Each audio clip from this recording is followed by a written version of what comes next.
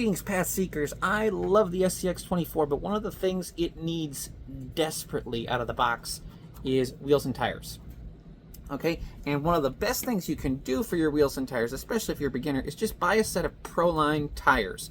They come with wheels and tires, and these aren't just glue-on wheels, these are beadlock wheels. So if later you decide you want better wheels, you can go ahead and buy those. Or if you want different tires, you can actually keep these rims and use these rims on other tires. I've done that lots of times. But there's a better way to get traction than with just these, and I'm going to show you a little trick that you can do with just a drill bit and your 1.5 millimeter hex driver.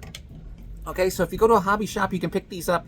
These are a great thing to put on just a stock SCX24. In fact, I might do a video where I just put these tires on a completely stock SCX24 and just see how much better an improvement these tires make. These tires are so much better that some of the SCX24s, like the Summit Gladiator, are starting to come with Proline tires on them from the factory. They're just good, okay? But they're not very squishy. They're really kind of hard. So what you need to do is you need to vent them. On real rock crawlers, we air down, okay? You let a lot of air out of the tires. If you're going to drive on sand on a beach or something, you need to let a lot of air out of the tires. And you need to run, I mean, if you're going to run like less than 10 PSI, you need to use beadlocks, because a real car running like 6 PSI is not going to last long. It's going to blow a bead, and then you're going to be completely flat, stuck, having to rebead a tire in the middle of nowhere. But these are beadlocks, but they don't, you don't have the weight to squish them like you do on a real car. So what we're going to do is we're going to vent them. And actually what's inside these to give them a little bit of rigidity is foam. The stock foams, I mean, they're okay. You could just vent the rims and not do anything with the foams. But today I'm actually going to vent them and cut the foams, which is going to give you much more conformity with the ground, so that it'll squish better, it will be softer. Here's one that I've already done this treatment to. You can just see, here's stock. Here's one I've done this to. And I understand I might be squeezing harder on this one. Here, let me show you. So here's my Field Expedient squish tester.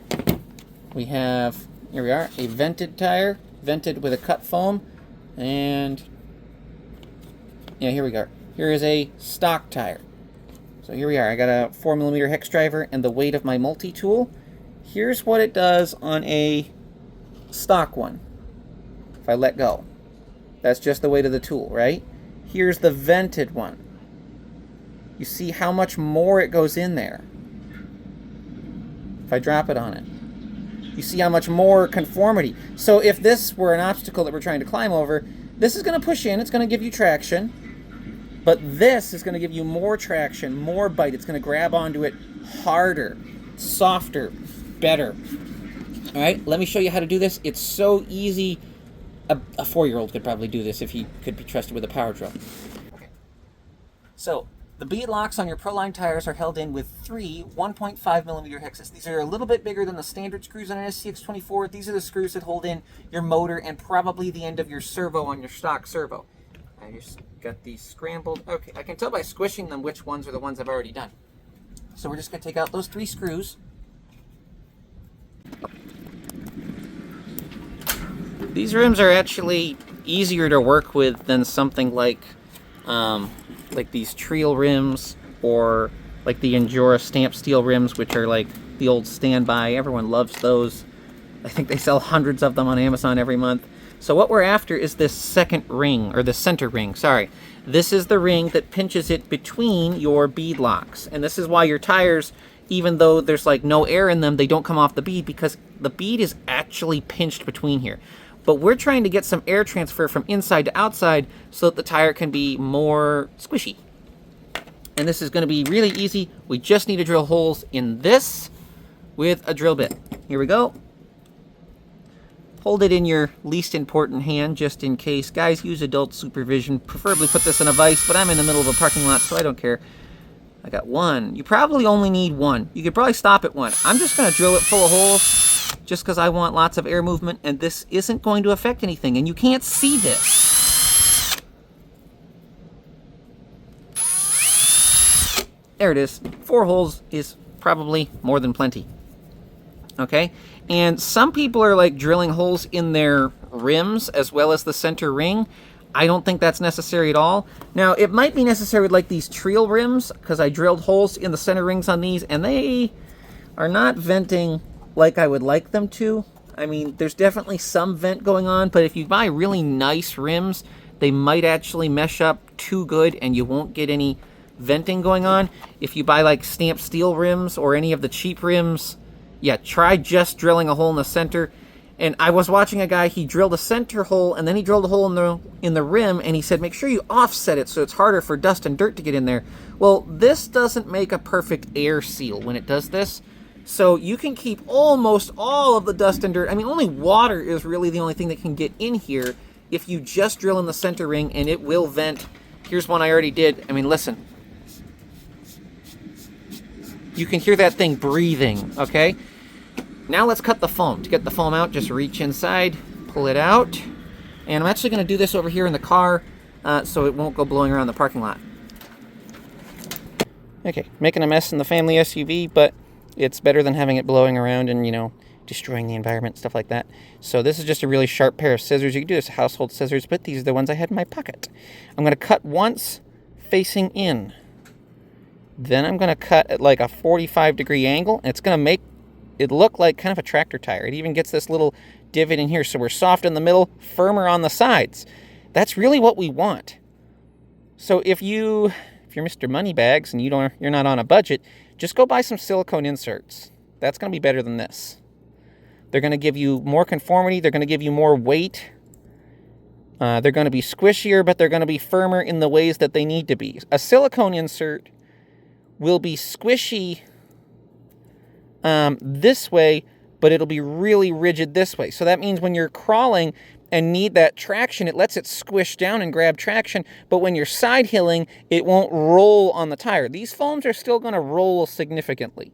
The silicone ones are better, but doing this is better than having nothing, and it's better than having them not cut. So it is an improvement. And really, guys, if you just go to the hobby shop with your stock SCX24, I'd put a servo on, would probably be the very first thing I do.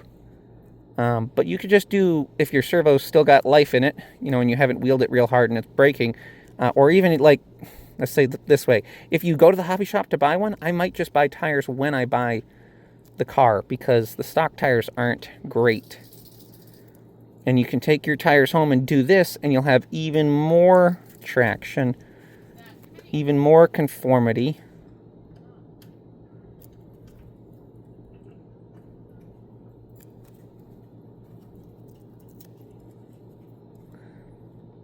Cut facing in, cut 45 degrees, rip it out. Cut facing in, cut 45 degrees, rip it out. And you see the shape we make? This takes out a lot of the support. So we took like 25% of that support out. You can change the way you do this. Some people are like doing this and they're making like these weird octagon shapes. Maybe that works. I like this. This works for me. I feel like angling it like this helps that actually collapse even more. So it gives us that air down thing going on here. And let's go put it back together. So there may actually be a direction on these Proline trenchers. Like they might actually be directional. I really can't tell. So I'm just going to stuff it in there because it's not really going to matter. It's not going to make a whole lot of difference.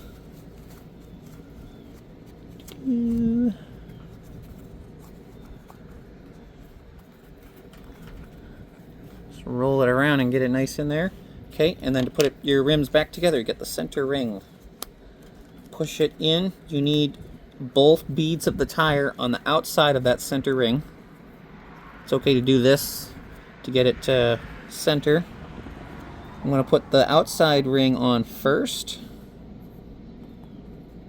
There's that. And I'm going to put the inside ring here.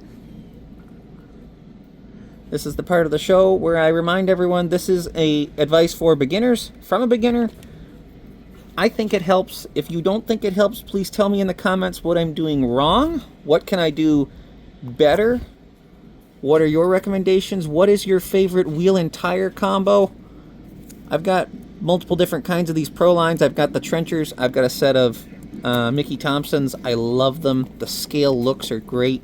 For small tires, I wish they came in bigger sizes, but they don't. I think the compound works. I'm not a big fan of the brass inner rings because they're just so heavy I start breaking things, at least on my rigs. I don't know. A lot of people seem to like them, but they just make everything so heavy. On the Bronco we are using them. Make sure you get these all tightened, and I go over them twice because sometimes when you're doing a circle like this, things will get weird.